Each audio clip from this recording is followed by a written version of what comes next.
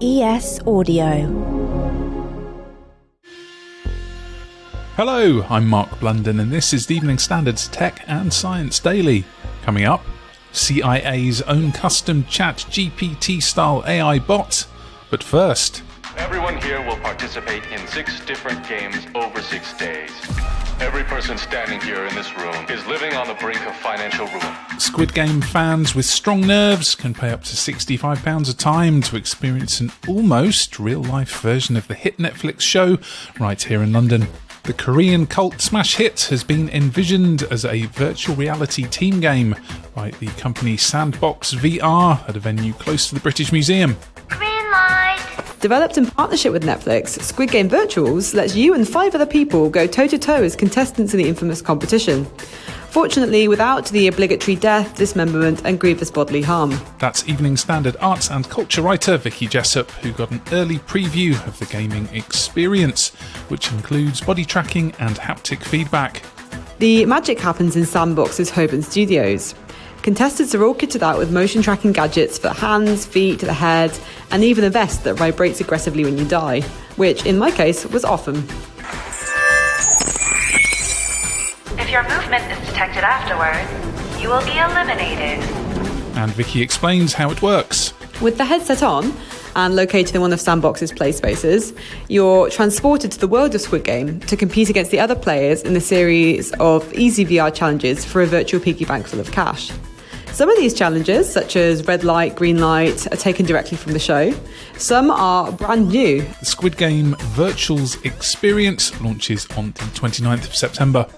Next, tens of thousands of British women are dying from preventable cancers each year, according to a new report by the National Cancer Institute Centre for Global Health on Gender Equalities. Academics undertook global analysis on premature deaths from cancer among patients aged 30 to 69. When looking specifically at the UK, academics found that every year 24,000 women in this age bracket die from cancer which can be avoided. According to the study published in Lancet Global Health, 6 out of these 10 premature cancer deaths among women in the UK can be averted through prevention and earlier diagnosis.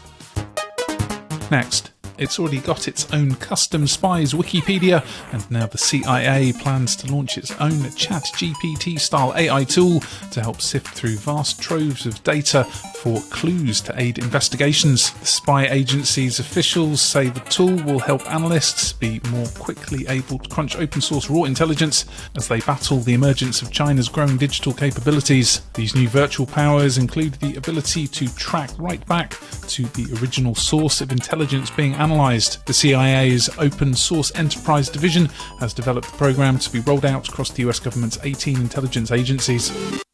Now, a King's College London study suggests a quarter of people are undoing the benefits of healthy meals with unhealthy snacks that raise the risk of heart disease and stroke. Researchers examined the diets of 854 people and found almost all of them snacked, but making poor snack choices appeared to affect key health indicators such as body mass index and levels of fat and sugar in the blood. Next, NASA has launched a $1 billion plan to tow the International Space Station back to Earth before crashing it. The space agency is set to decommission the orbiting laboratory in 2031 due to the stresses on the structure that have accumulated over time. NASA says it will pay any company that creates a space tug design, that's a craft powerful enough to pull the ISS from its orbit and send it towards Earth.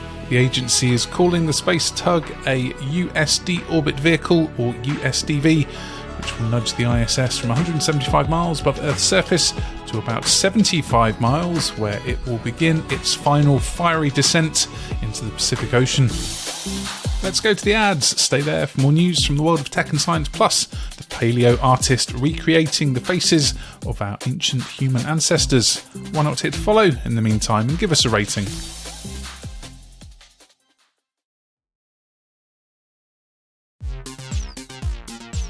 Welcome back. Commercial property giant British Land says Facebook owner Meta has surrendered the lease on one of its London office buildings as technology firms continue to slash their costs. Meta's paid the developer £149 million to break the lease on the building.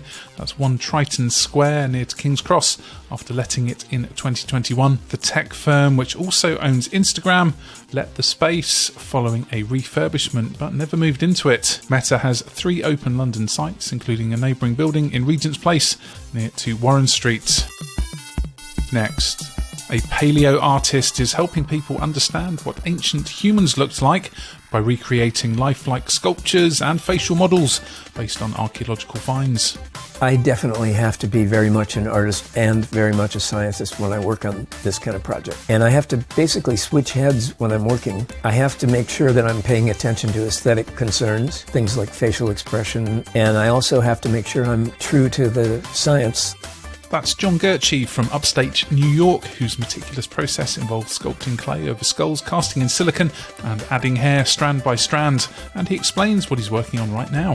So this is a Neanderthal from a site called Shanidar in what is now Iraq, and discovered in the 50s, I think. And it really started changing the way we think about Neanderthals. The artist studies fossils and even performs dissections to perfect his craft.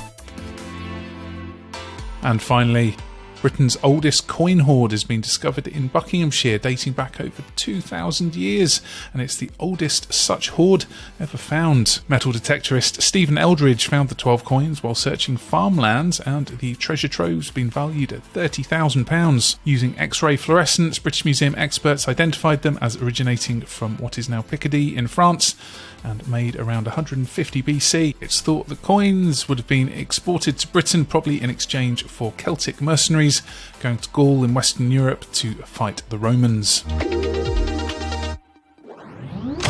You're up to date. Come back at 4 p.m. for the Leader podcast for the latest news, interviews and analysis from the Evening Standard here in London, and we'll be back on Thursday at 1 p.m. See you then.